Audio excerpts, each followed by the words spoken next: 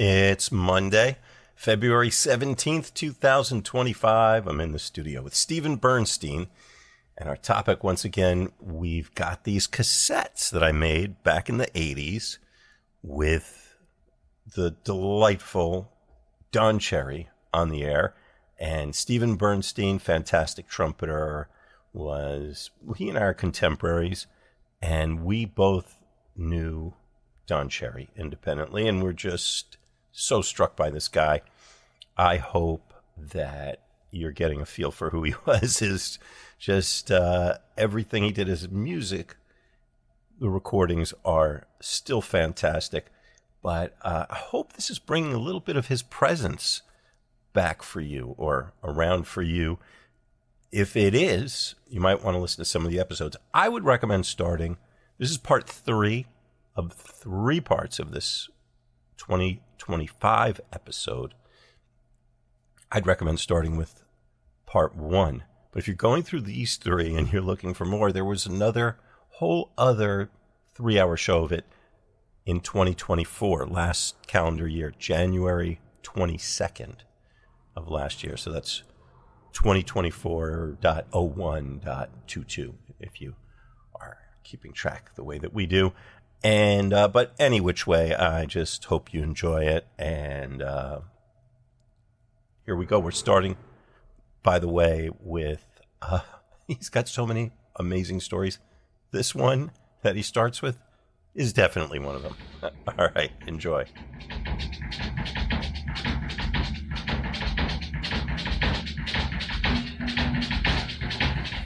In America.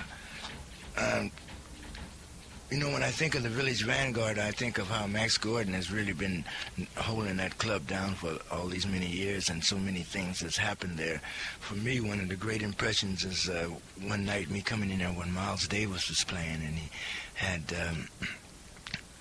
Herbie Hancock on piano and Wayne Shorter and Tony Williams on drums and Ron Carter. And when I came in, Miles said, "Hey, man, you got your trumpet?" And I said, "Yeah." He said, "Hold on." And they started the set. And then when they got to the last tune of the set, he said, "Go get your horn." So I went in the back of the Vanguard, and it's on the steps there. It's a door where the musicians usually come in. And I was taking my horn out, and when I was taking my horn out, the door opened up, and who walked in but Charlie Mingus and Sonny Rollins. And Mingus said, "Cherry, it's a matter of minutes." And I was taking my horn out, and I went up and sat in on the last set with Miles. So I guess I can say I'm the only trumpet player that he's ever asked to come and set in with him. And then we played the song as I Got Rhythm. It's check. So anyway, after I'd taken my solo backstage, Miles say, "Damn, Cherry, you're the only beep-beep that I know that stopped a solo before the bridge." And I said, "Well, I just didn't want to cross over." He said, "Yeah, that's beautiful. That's beautiful." But anyway, also thinking of Max Gordon, we have to think of Lorraine Gordon also, who's really did a lot for jazz, and she's really turned me on to one of the great impressions or experiences that's happened to me in the last few years, and that's playing with Jabo Smith. And we worked together at the Vanguard, and then we had the privilege of going and playing the Berlin Jazz Festival. And Lorraine has put out a series of records of Jabo's music, or records that he's been on and singing and playing the trumpets. And this is one record of Jabo's, which is Jabo Smith Volume 2. And we like to play one of the tunes, which is a standard called Squeeze Me. This is featuring Jabo Smith.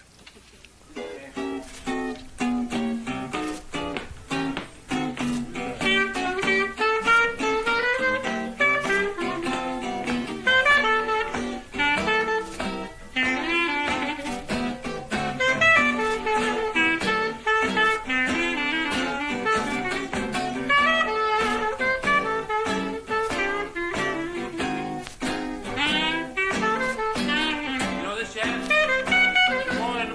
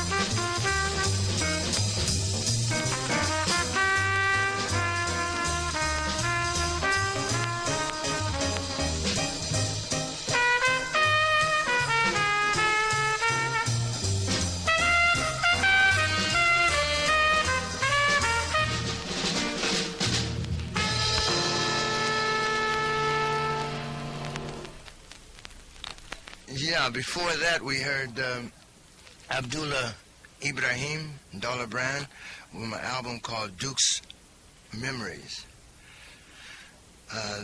This record is with Carlos Ward, Abdullah Ibrahim, Rakim Ashur Sahu on bass, and Adrian Strobert on drum. And this was recorded in 1981. And the first composition was called Black and Brown Cherries, written by Abdullah Ibrahim. And the second one was for Coltrane, it says, and that is written by Abdullah Ibrahim. The last piece is from a record called Bag's Groove, Miles Davis and the Modern Jazz Giants. And that particular track was with Sonny Rollins, Horace Silver, Percy Heath, and Kenny Clark.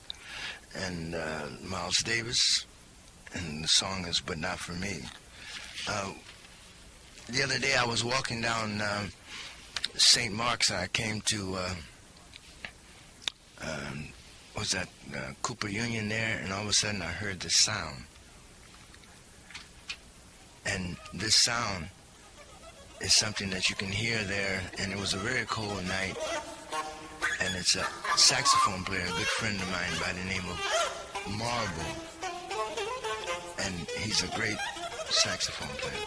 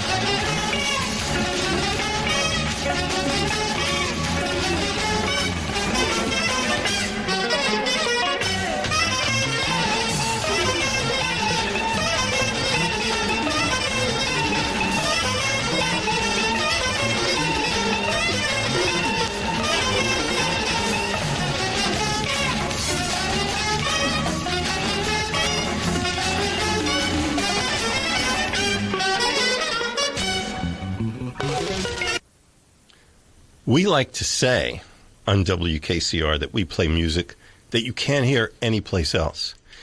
But never has that been more true than tonight. Man, that last piece, not the one we just heard, but the one before, I was trying to Shazam it. It started with a guitar and bass, and I thought, well, maybe it's Jamaluddin. I don't know. And then Ornette comes in. It's prime time, but I don't know if it's a private tape because Shazam wasn't showing it up. And, or of course, I was also thinking that maybe Ornette is still, that's the beauty of Ornette. He could still be confusing Shazam. Because I'll tell you something funny, man. On you know that thing called Facebook on the worldwide interwebs? I've heard. So, my people tell me. So I'm not going to mention his name. Very good musician. Left town. Moved, not left town like he was running out of town, but he doesn't live in town anymore. And he posted this, it was an early prime time, before, I think maybe Jamaluddin's in the band, but it's not the classic band. And Ornette's obviously just getting the concept together. And it was some European recording, and he just puts on something slightly snarky, like, can someone please explain this to me? And you wouldn't believe the comments. And I realized, here it is, 50 years later, and people still don't know what to make of Ornette. And I just said, well, there's nothing explained to you except if you ever heard Primetime, this is Ornette putting together the concept of Primetime. Now, Lester Bowie had a famous quote where he said, it all matters what you know. Yes. Now, I've been listening to Primetime. First time I heard Primetime, I heard him live, and I was probably 15 years old. So, yeah, for me, it's like, well, it just sounds like Primetime. Well, I don't know what's so confusing about it. If you ever heard Primetime, that's how they sound. But if you never heard it, you know. But, man, if you never heard Grover Washington, you might go like, what's that? Yeah. Right? But most people have heard Grover Washington. So they say, oh, that's music I know, But either way, Ornette, just the reason I even thought about it was this idea of like putting the Shazam on, and it's just like, this is really hard. Well, let me back up for a moment. That is the voice of Steven Bernstein. It certainly is. Who, by the way, leading a band at Zankel Hall at Carnegie Hall. March 14th, yes. March 14th, all-star, extra star, superstar version. 25-year retrospective of MTO with special guests, Vernon Reid, John Medeski, Catherine Russell. But enough about that, because I know everyone here is already going to come to the gig because they know that Don Cherry is responsible for that gig. So if you love Don Cherry and you're listening, you'll say, well, what can I go see that's going to keep that spirit alive? And come see the gig. Anyway, but okay, so the show's called Deep Focus. I'm your host, Mitch Goldman. Normally what we do in Deep Focus, we invite a guest, say Steven Bernstein.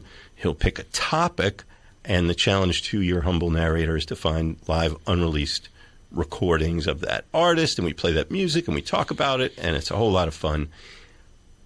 Throw that script out the window, and throwing the script out the window is generally a great first step when you're walking into the world of Don Cherry, who was a great friend and supporter of WKCR when he was here with us. He died in 1995.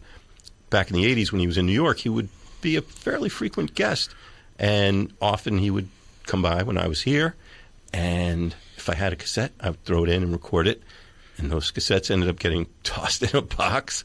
And Steven and I are blowing the dust off those cassettes and airing them for the first time. Not just airing them, but listening to them for the first time. These have never been played. They've never been played. These have never been played. And they're really incredible. They're incredible if you didn't know Don Cherry, but if you did know Don Cherry, and I lived in this neighborhood in 1988, so 1988, I was seeing Don regularly at the Vanguard, hanging in the East Village, living in this neighborhood, so for me, it's really special, and he's talking about, and to hear Don talk about playing, and this is what he played, so that set started with the Abdul Ibrahim, correct? No. I think that started with Jabbo Smith. Oh, it started with... Though something happened, but no. Was that... Or maybe he spoke in between. I think that was where it started. Okay, then maybe it was just that right before then we had played some of the oh, right. It had gone from David Rudder. Yeah, and then he came back on. Right, so check this out. He went from David Rudder to Jabbo. Trinidad. To Jabbo. And for those who don't know, Jabbo was... same age as Louis Armstrong, was the other trumpet king. At the time, Louis Armstrong was a trumpet king. was, I believe, not a New Orleans musician. I believe it was an East Coast guy. I don't think. I mean, no, he's definitely not a New Orleans musician. No, maybe I don't remember offhand. We can Google Chicago or someone will call us. But he was, but so he didn't play in the New Orleans style. He played in his own style, because that's the whole thing. I mean, if you were the age of Louis Armstrong, you didn't play like Louis Armstrong because there was no Louis Armstrong. There was just the world, and then of course Louis Armstrong changed all that. So Jabbo was really a unique musician because he was a trumpet king, but he was not a trumpet king in the mold of Louis Armstrong. He was in the mold of the world that created Louis Armstrong. And in 1988, he was still around. And he was playing gay at that. And the interesting thing is, I believe when I saw him with Don, he was just singing and not playing. Yeah. But this is a recording of him playing, and they played the great piece "Squeeze Me," not to be confused with "Just Squeeze Me" by Duke Ellington, and Rex Stewart. But by the way, Don Cherry adored Jabbo Smith. Yeah, right. That's what we get to. That Jabbo, and this was put together by Lorraine Gordon, who kind of helped rediscover Jabbo Smith, and she had put together a project with the great Bob Stewart, another we heard earlier, and a Upper West Side resident, and we're looking at his poster right here of a Sunday, June 4th, of the Max Roach Cecil Taylor duo concert that I was at. That started with Bob Stewart and LaGuardia High School Band. This is when Bob was still teaching at LaGuardia High School. And the special guests are James Spaulding and Warren Vichet. And if you want to talk about a hip teacher, can you believe a teacher like Bob Stewart who would show his high school students, okay, he doesn't show how music works. He doesn't even use the word jazz. And you bring in the great James Spaulding, for those who don't know, came up with Freddie Hubbard in Indianapolis, was an integral part of, also played with Sun Ra in the early days, great on many Blue Note records, a great musician, and Warren Vichet, who was a guy who came from Jersey, whose father was what they used to call a Dixieland musician, and Warren was a great, what I call one of the great traditional trumpet players. I mean, in the traditional jazz style, he played at a very young age for years with Benny Goodman, and his teacher, I believe, was Pee Wee Irwin, whose autobiography I've been reading, and it's a fascinating autobiography. And Warren Vichet is still with us and vital and amazing, amazing person. If you have a chance to see Warren Vichet, and of course Bob Stewart is turning 80 this year, and hopefully there'll be some celebrations for him, because I just heard Bob recently at Joe Daly's big concert at Roulette, and man, Bob Stewart changed the world, and he's still changing the world. And Don recognized that early, and those what we heard with Bob Stewart and Don and Blackwell and Carlos Ward was fascinating and incredible and just unbelievably great. But anyway, right, so that's which is why he was playing in that band with Jabbo, right? And I believe it was Blackwell, right? The Jabbo band and Carlos Ward. Anyway, so we started with Jabbo, and then we went to... into the Abdullah Ibrahim. Two Abdullah Ibrahim pieces with Carlos Ward and... I forget who the rest of the band was. But Mitch called Carlos Ward. I wasn't sure about Carlos Ward being the alto player. But then I said Carlos Ward and soprano, and you said, I don't know about that. So there you go. But you told me, he's like, no, that's Kippy Bucketsy. I was like... No, I thought it was TK Blue. I didn't think it was Kippy Bucketsy. Anyway. So we had two pieces by one very like traditional South African style, and one more, a piece for Coltrane, a little more in the Coltrane tradition. And after that, what did we hear? Oh, then Miles. Yeah. And first the story. Oh, the story about Miles inviting him to play in the Vanguard and playing. No, that's actually not true. I think we heard the Miles piece in the story. Was that opposite? I don't remember anymore. We heard the story and then the song. Okay, if you think so. Okay. Anyway, Don told a great story about Miles inviting him to sit in at the Vanguard with the classic band with Wayne and Tony and Herbie and Ron. And as he's about to play, Charles Mingus walks in with, we can't remember. There's so many stories that it's a bit overwhelming. That was an unbelievable story. It was a very good story. And then he plays, but no, man, that's not, no, because they played the piece first because I didn't think it was Miles. No, that's wrong. He played the piece because when that piece, But Not For Me started, it's interesting. You're right. I thought it was Chet. Yeah. Because it's when that period of Miles, 1954, right before he gets clean, and Oh, it just cut out. What happened? I don't know. Let me hear. Am I still there? Yes. There I go. So anyway, 1954, But Not For Me starts. I'm like, and I thought, oh, that's cool, man. He's going from Abdullah Ibrahim to Chet Baker.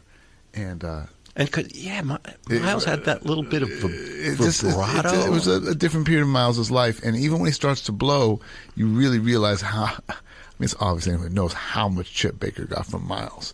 But when you hear that, you really go like, no, I kind of like everything Chet Baker plays is in this like one chorus. But no offense to Chet Baker, because he's so great.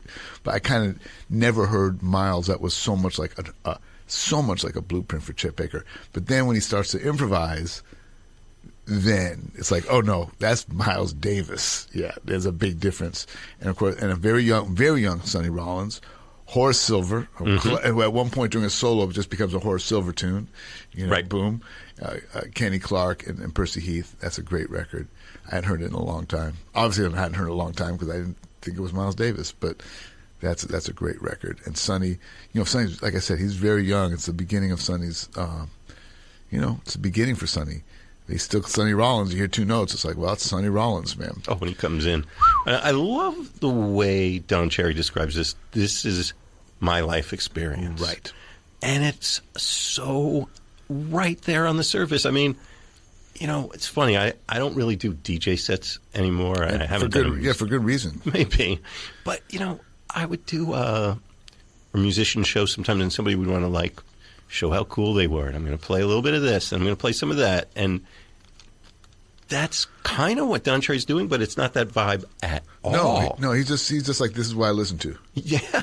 And and I just came back from this place. Right. And yeah. I was, right. And you could picture him walking around whatever the main square is in this village that he's been to, in the same way he walks around St. Mark's Place and strolling into this record store. Maybe it's a coffee shop with a few cassettes by the cash register, and he's going to pick one up. Well, that's a funny thing. The other thing that happens, he talks about walking up St. Mark's, and he says that you hear this beautiful music, and it's, we're 1988. Now, what he said? Oh, it's my friend Marble. He said, my friend Marble.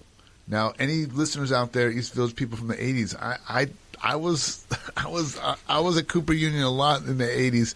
At first, I thought he was going to say it was Gunter Hampel, because remember, Gunter used to sit up there and play, and then I was thinking, maybe it's going to be Charles Gale, but it's someone in that tradition of Charles Gale, very free, very intense.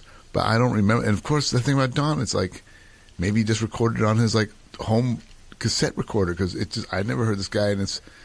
But that's how. And that's what happened after. So it's Miles, but not for me, into that. Yes. And that is the thing about. And of course, he talked about Sonny Rollins walking. Sonny Rollins is not walking. Sonny Rollins is on this Miles Davis record. And of course, as we all know, at one point Don was in Sonny Rollins' band and made those great records, and Sonny loved Don's playing, but then Don was just as comfortable, with music, listening to music from Santo Domingo, and then listening to the guy Marble playing, out there, just kind of some really out there solo saxophone at Cooper Union late at night in 1988. To Don, music was the music. If you're feeling the vibrations, that was the music. And Don, I think, really opened that door for so many of us. Open the door to experience the vibrations of this music, whatever music it is. If it moves you, jump in there and learn something from it, and bring it into your own music, because that's what Don was always doing. Really early on, bringing all this stuff into his own music, and he was so forward thinking that way. He was really a future person. Yeah, always, yeah. And I know you carry that with you everywhere you go. I do my best. Sidebar. Yeah. Remembering an interview I did with Sonny Rollins, and he took great delight in talking about a blessed favorite memory of he and Don and Ornette just walking out on the beach and just playing to the stars. Mm. And I don't know where and when that happened. I don't know. I wouldn't have asked him. But I think I asked him, why don't you do that? You could still do that, which was true at the time. Yeah. But, moments come and they go. We are. That's that date. Hey, wait, speaking of Ornette, guess what? I want to talk about something. Yeah. I've had a kind of cool career in music, and a lot of people, when you make a lot of records, think about the stuff is, people, there's so much stuff out in the world. I got to tell you something. You might not even know this. I did a track with Lou Reed and Ornette Coleman. Wow. Yeah, and it's a track, I believe it's called Jealousy. Now it's so funny, you go like, do I remember everything? But it's off the Edgar Allan Poe record, The Raven, that Hal Willner produced. And it was kind of like almost like a funk track where Lou had laid down a bass part, and then he plays guitar over it, obviously, and sings. And Ornette, it's a great story. I never heard the story till later. So Ornette plays a solo on it, and then I wrote horn parts, and it was Paul Shapiro, we talked about on, my very first recording when I was subbed for Butch Morris, first recording in New York in 1981, and Doug Wieselman, who's going to be playing with me. I hear you got a gig coming up. Yeah, on March 14th. It's that crew. Hal Willner, my mentor, brought me on, and we wrote horn parts for it. But the story I heard was that Ornette, what he did a bunch of different takes. And each take he'd say, okay, on this take, let me hear, just the bass. And I'll improvise with the bass. I've never heard of anyone doing this. It makes so much sense. So, okay, this take, let me hear just the vocals. I'm going to improvise with the vocals. Wow. This take, blah, blah, blah, goes to the whole ensemble. And that just shows like one of the many ways in which Ornette really had such a unique and brilliant way of, what a brilliant way to look at it. I'd never heard of anyone saying that. Okay, I'm just going to on this take, and then you have all these different improvisations a producer can choose from. Yeah. And each one has its own internal logic. Right, because it's going to stimulate other ideas. Yeah. I just thought it was such a great idea. Yeah. So, yeah. You got to steal that one. Thank you. Yeah, believe me, man. I got to put the stamp on that bad boy. And also, can't talk about that and not mention, for those who don't know, that Don Cherry and Lou Reed had an extensive history together. But, yes, to the point that the first time I played with Lou, Hal brought me to the studio. I had never met Lou. I bring him in. I'm not young, but I'm young comparatively, and Lou hadn't used horns for a while at that point. He had in different periods of his life. And there's a record of them playing together called The Bells. Yeah, that's another thing. It's like I didn't even know about that. And then I'm reading a Lou Reed thing. It's like, oh, he made a record with Don. I'm like, wait, how did nobody tell me about this? I knew they had done live gigs. It was very famous. People would write about it at the Bottom Line and whatnot. And they talked about it, but I didn't know it was actual. But yeah, there's a recording of them playing together. So anyway, I don't know Lou, and if anyone knows stories about Lou, he could be very super opinionated and confrontational, of course. And we were great friends. But very first time, he says to me, I show up. Of course, I got my horn because in the old days, I always have my horn with me because in the old days, you just get a phone call, can you be in the studio in 10 minutes? So you always had a horn with you. You didn't know. Not really like that anymore. But, so I always had my horn with me. And Lou played, I got this piece of music, and I was thinking maybe I have a little trumpet on it. And I say to him, well, I got my horn. You want me to do it now? He says, well, you should take it home and study it, And I said, well, I think I pretty hear what it is. I could just do a solo here while I'm here. He looks at me and goes, who do you think you are, Don Cherry? I said, okay, I'll go home and study it. That's funny. Steven Bernstein is here in the studio. Who do you think you are? Wait, one more classic story where Don's name came up. Yeah. I already told this one. The first time I played, the only time I played at Montmartre with the Lounge Lizards, whatever year that was, at 1989, 1990. And Steve Lacy shows up. Now, for me, at that time, Steve wasn't coming to the United States that much, so I'd never met him before. I was really excited because Steve was a huge hero of mine. I used to do a big plunger solo with the Lounge Lizards. And Steve came up to me afterwards. He goes, oh, man, I dug that, man. It was really hip. You don't get to hear guys. Because, I'm not playing a plunger solo like imitating some old guys, like playing a plunger solo with the Lounge Lizards. I'm just taking, like Don taught us, Do you love Cootie Williams? Okay. Well, maybe you love Jimi Hendrix too. So let's throw Jimi Hendrix and Cootie Williams in the blender and see what happens, right? So he says, man, yeah, I was hip, man. I dug that. He goes, since Steve was a very slick jazz guy, he's very Parisian looking with like a little vest, sweater vest, like a kind of cashmere sweater vest and a tweed jacket. Very cool looking dude. He says, yeah, man. He goes, I play with a lot of great trumpet players. And I go, oh yes, Mr. Lacey. I've all those records with you and Don Cherry. He goes, man, I'm not talking about Don Cherry. He goes, I played with Rex Stewart. And I was like, okay, sorry, you got me there, man. Lesson 115. This is a collection project you and I have to do of musicians telling embarrassing stories about meeting, right, your heroes above the stage, right. Yes, as you stick your foot in the mouth one more time. I used to tell people, I've stuck my foot in my mouth so many times that I don't even feel it when it comes out.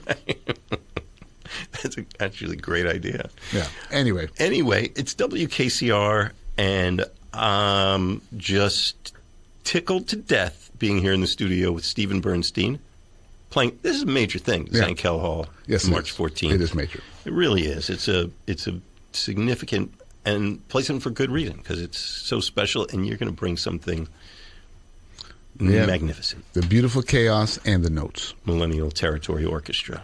Millennial Territory Orchestra. So should we hear some more Don Cherry? Yes. Okay, so what we're doing, we got these cassettes that I made back in the 80s. Don Cherry would come into the studio. I should pop a blank tape in. It's funny. Okay, so we just listened to, since 6 o'clock, we've been, other than our interspersing our own interjections here, we've been listening to this recording. It happened to be, the date was January 6th of 1988, which I actually do remember that date quite well. And now here's another one. I said I would pop in a blank tape. This wasn't a blank tape. This had some other stuff on it, but it was the tape I had, so I popped it in. There's no date on it. Okay. I don't know anything about what this is. All right, people, we're about to enter it. Let's go. We're really, really diving into the dark and the deep end of the pool with Don Cherry. It's Deep Focus here with Steven Bernstein at WKCR. Queuing up. You got that header on the tape, Right. So it's going to... Here we go.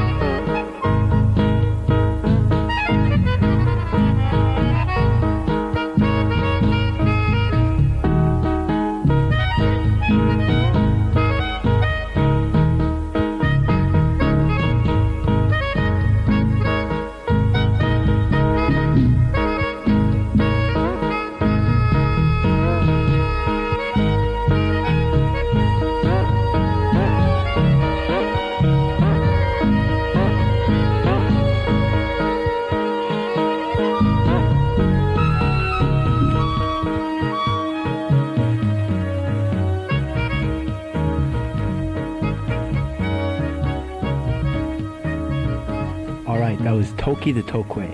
This is Eagle Eye Cherry sitting here, and we've been listening to my brother David Cherry. Now, I think music within the family is something really wild.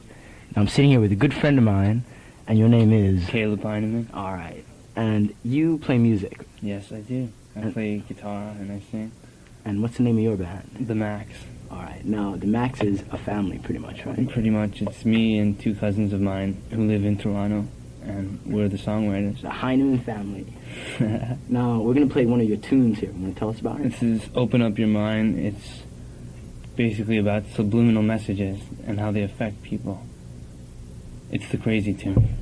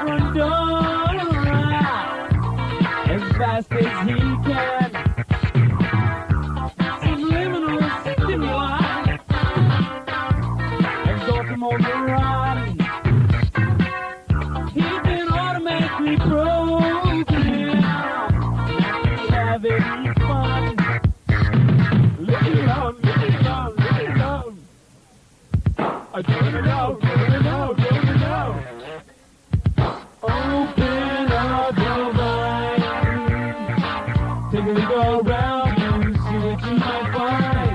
Open up your mind. Take a look around you, take a breath of fresh air.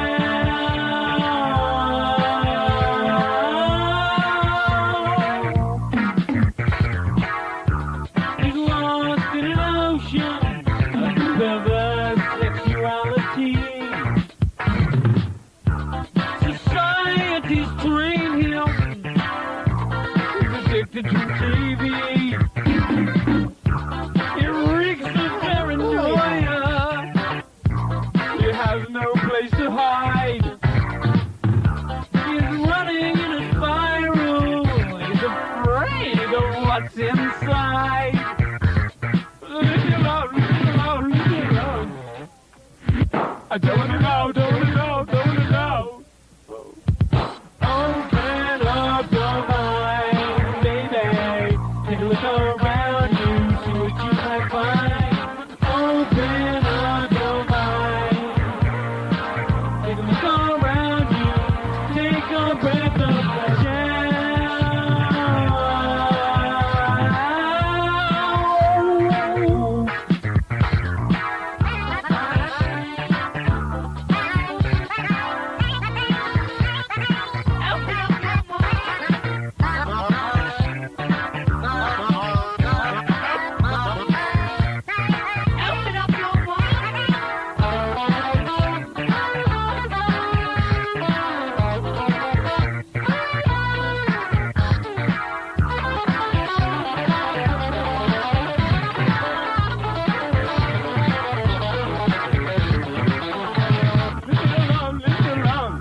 He said, I don't know, don't know, don't know. Open up your mind, baby. Take a look around you, see what you might find. Open up your mind. Take a look around you, take a breath of fresh air.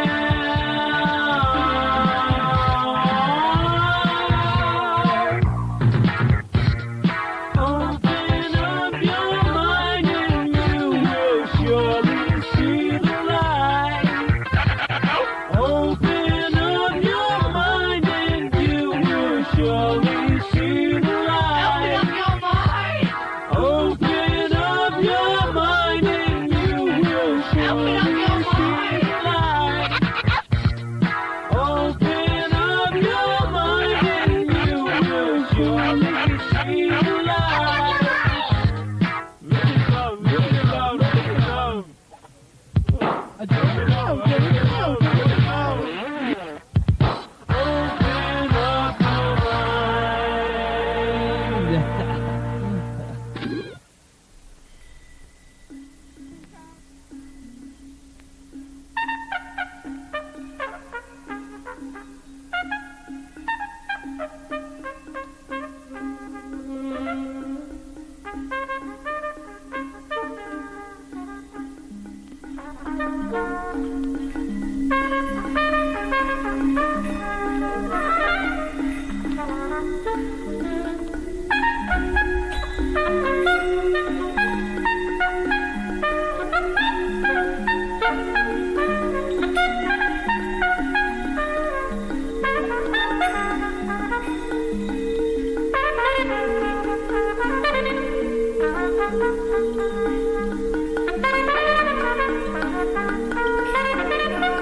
All right, here we are on WKCR, and it's 8:32 p.m.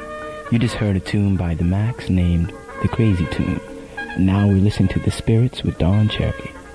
This is Eagle Eye Cherry speaking. And we got Tony Vaca and Tim Moran.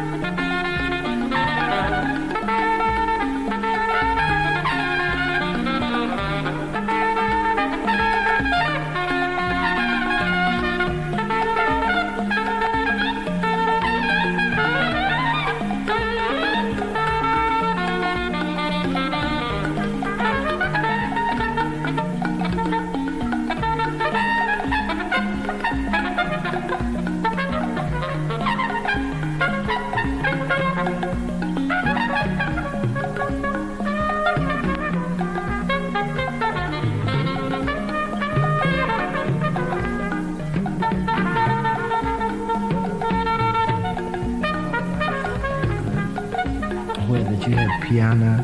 I mean, we had no piano player, so it was just the horns and with the bass and drums. So we had to play phrases that could give the harmonies or movement like a piano would do. And it's like one melody, huh?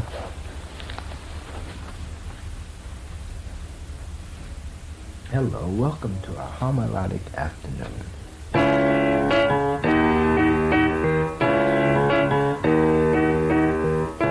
My name is Don Cherry, and I'd like to go over a song with you that's written by Arnett Coleman.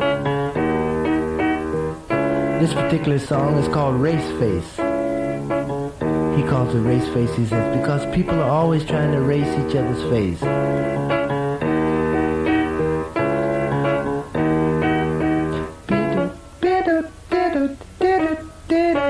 I'm playing an E to a C sharp to a G flat to an E flat.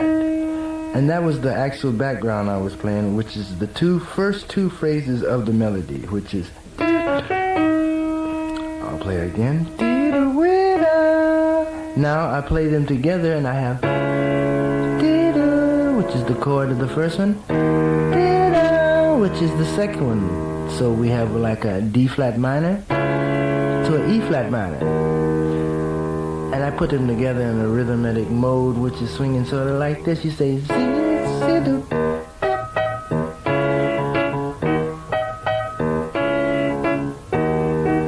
now. Okay, then the first phrase you say, diddle-da, diddle-da. We're gonna catch it right. Now here it comes. We say, diddle-da. The next phrase, diddle-dee-diddle-da, diddle-da, diddle-da. We say again, we say, dee-doo-da, dee-doo-da, dee-doo-da, dee-doo-da. So we connect the first and two phrases together. We say, dee-doo-da, dee-doo-da, dee-doo-da, dee-doo-da, dee-doo-da. Let's try it again. First the vamp.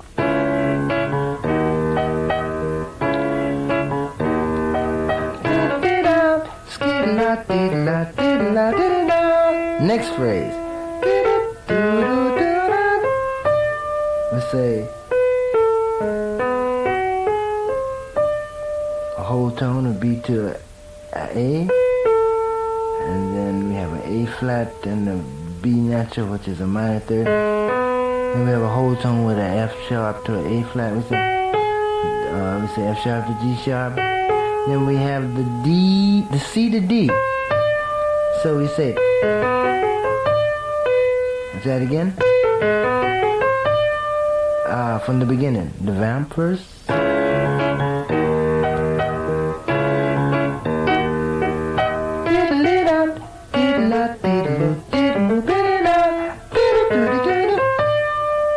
Oh, we're gonna have to do that one again. We start the vamp.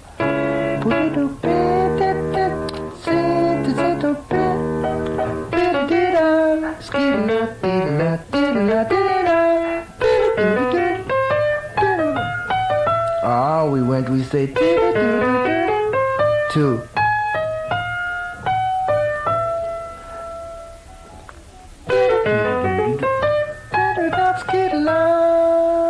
Top.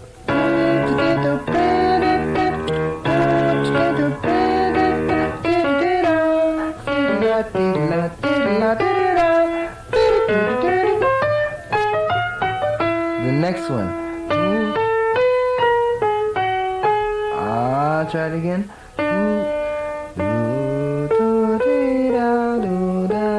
I'll play it again. Okay.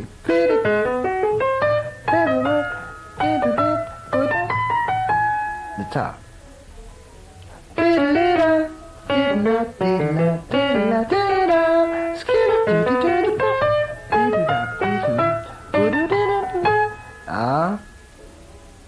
Again? Okay.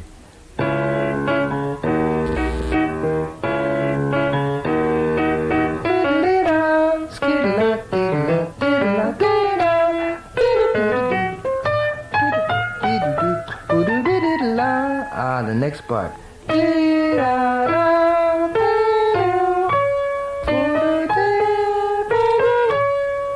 We'll try it again.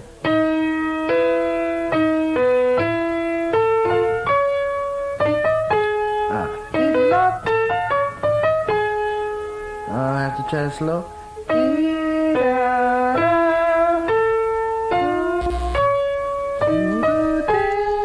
Then the last It's coming back to me. It's coming back to me, Steven. Don, when he would come in the studio, he would sometimes it would just be time to play and see what's going on and talk about be in the moment. Sometimes he had a concept, and this time he did. He really had something on his mind, which was this series of teaching tapes that he had done. This is the first I've ever heard of this. He told me, I think it had aired once, maybe somewhere, but he had a whole program developed that he wanted to bring to the world, and he talked to me about helping him to do that, which I did not have the capacity to do at that particular moment.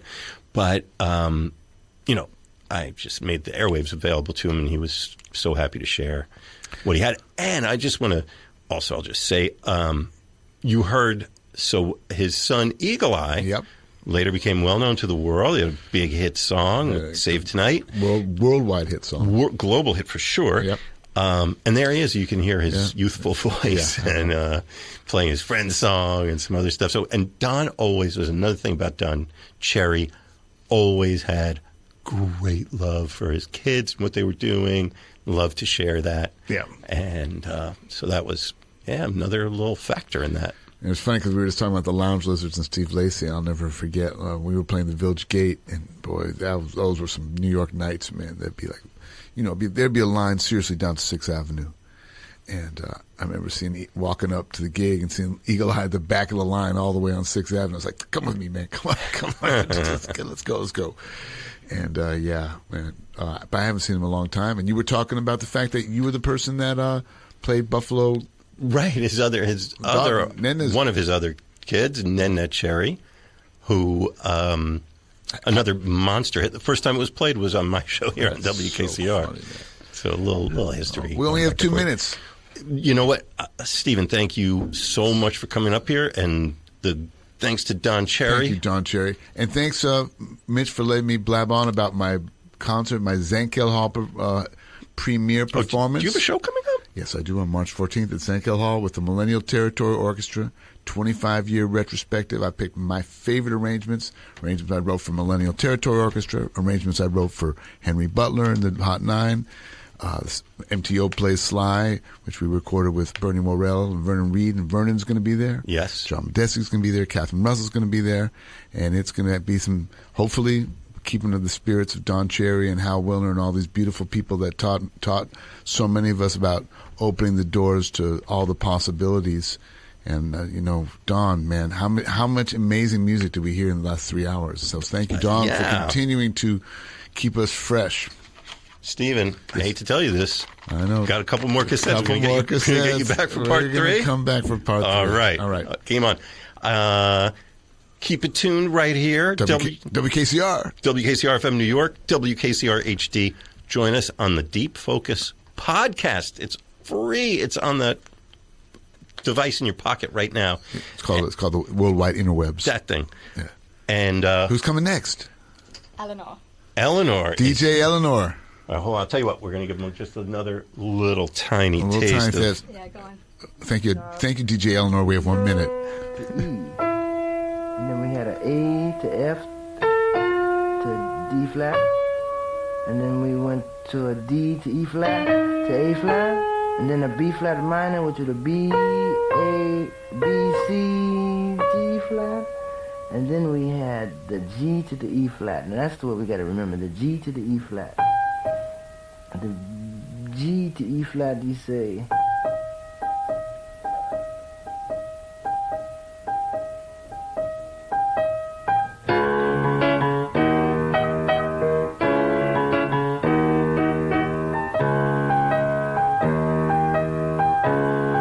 Here we go.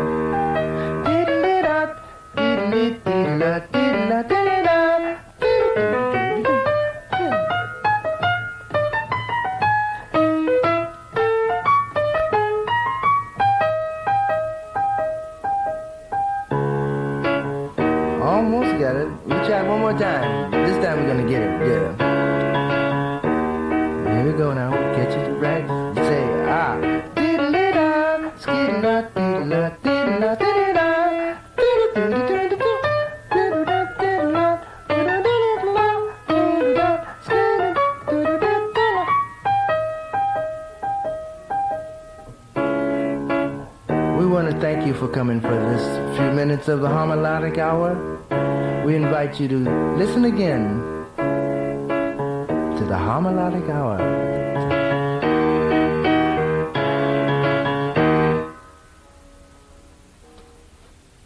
Second.